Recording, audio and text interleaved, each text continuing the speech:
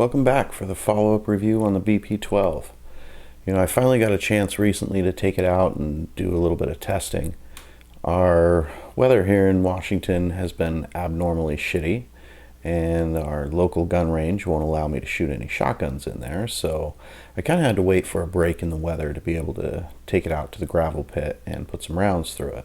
If you missed the first video on the BP-12, it's cool. I'll leave a link below, as well as a link to my website where I'll have more information on the gun itself. So for the initial testing of the gun, I really wanted to focus on what the reliability straight out of the box was going to be. That way I have a good idea of what the break-in period is going to be, whether or not I'm going to have to go in and do any sanding, polishing, filing, anything like that.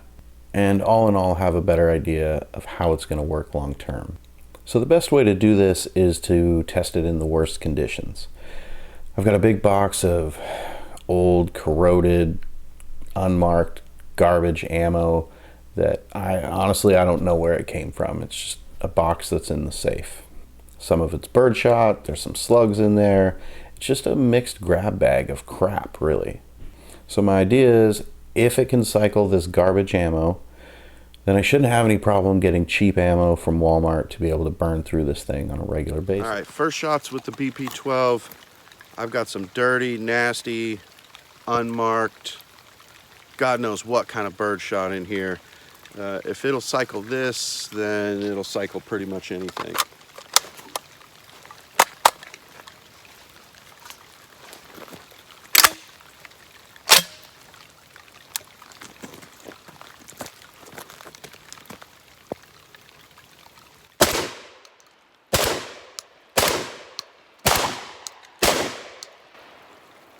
Success. Not bad, right?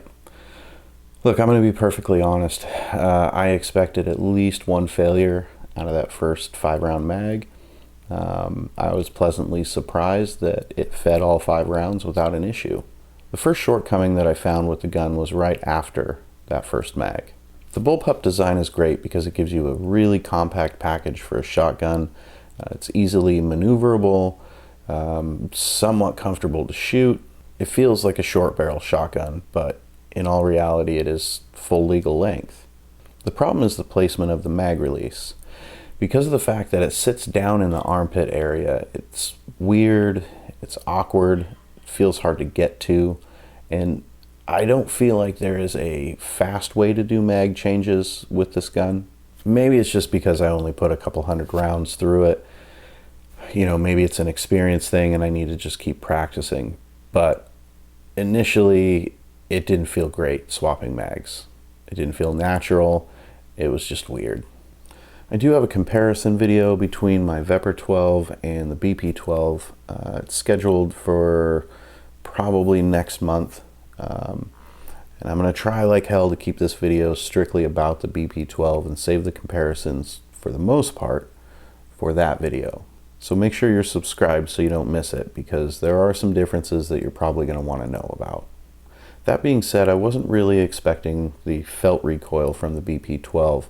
I'm so used to shooting my VEPR with a ton of upgrades on it to help mitigate recoil that when I put some slugs through it, it didn't feel real nice. I know what you're thinking. I remember the first time I shot a shotgun, and I'm pretty sure the second round in that mag was a slug and the rest were birdshot. My footing was crap. It was raining, it was cold. Not going to make a ton of excuses, but it did catch me off guard and it got away from me a little bit. Now, just for comparison's sake, as far as recoil goes, here's a quick video of the VEPR.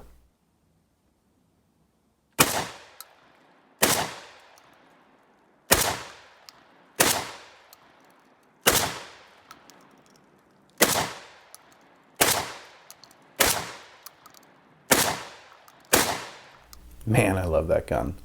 That video was 10 rounds of buckshot, and while it does pack a punch, because of the muzzle brake and the recoil reducing stock, it absorbs a heck of a lot of that recoil.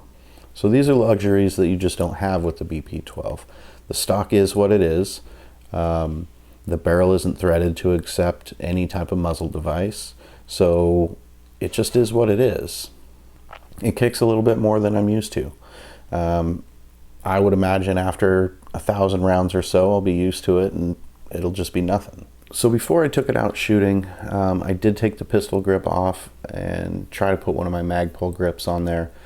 It is possible. The only thing is, though, the Magpul grip is going to need just a little bit of modification in order to work. So I shot about 250, maybe closer to 300 rounds of garbage, unmarked, various ammo through the BP-12. I think I might have had 3 malfunctions, and I'm 100% positive every one of those was ammo related. I'm actually pretty surprised how smoothly that it fed both the 2.5 and 3-inch shells.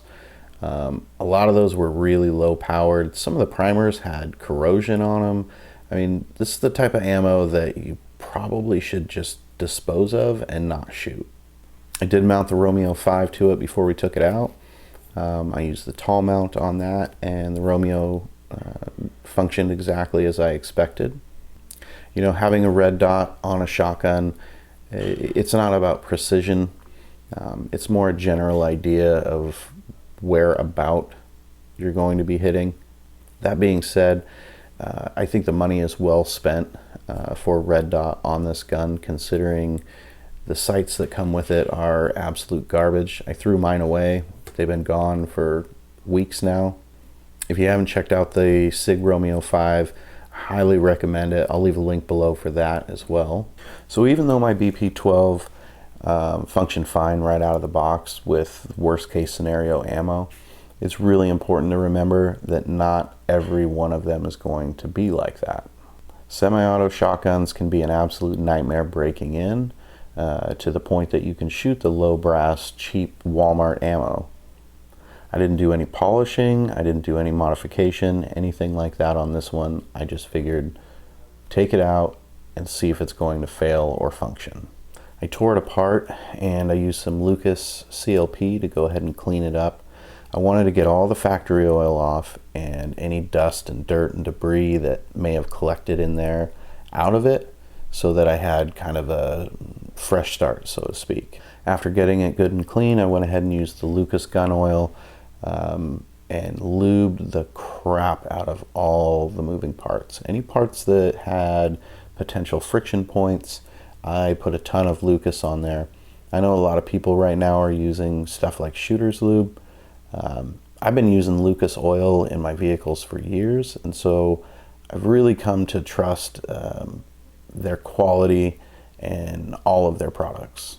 Their gun oil is specifically formulated for high temp applications. So if you're lucky enough to own full auto, that's what it's made for. If you're lubing anything for a suppressor, it's also made for that. So I figure if the oil is made for heavy duty use, that's what I'm going to use on my gun. So that's it, guys. I mean, I cleaned it. I used a generous amount of oil. I took it out in the damn near freezing, pissing down rain, Washington weather.